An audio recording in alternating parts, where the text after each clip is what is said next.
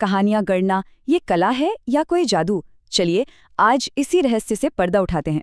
तो क्या कहानी कहना बस शब्दों का खेल है या फिर इसमें सचमुच कोई जादू है?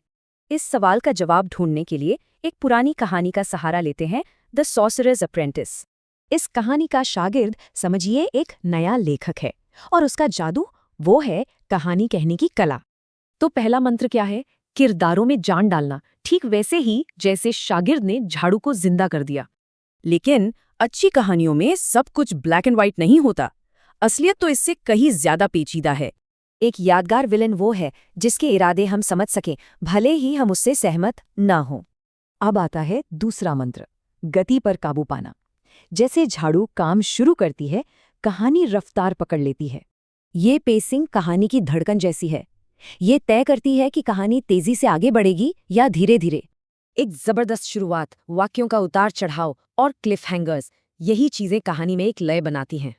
पर क्या हो अगर जादू हाथ से निकल जाए, जब शागिर्द का अपनी ही कला पर काबू न रहे? इसी को कहते हैं सॉर्सरर्स अप्रेंटिस सिंड्रोम, जब लेखक गैर जरूरी डिटेल्स में ही उलझ कर रह जाता है। हद से ज्यादा डिटेल्स पाठकों को बोर कर सकती हैं और कहानी से उनका ध्यान भटक सकता है। जिन आत्माओं को मैंने बुलाया, ये लाइन उस लेखक की बेबसी दिखाती है जिसकी कहानी बेकाबू हो गई है। और यही एंट्री होती है मास्टर की। एक माहिर लेखक जानता है कि कहानी में संतुलन कैसे लाना है।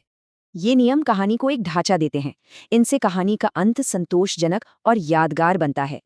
इस महारत का इनाम है एक ऐसी कहानी जो दिखने में तो सरल हो पर हो बहुत गहरी। इसे समझने के लिए जलेबी के बारे में सोचते हैं। जी हाँ, हमारी अपनी जलेबी।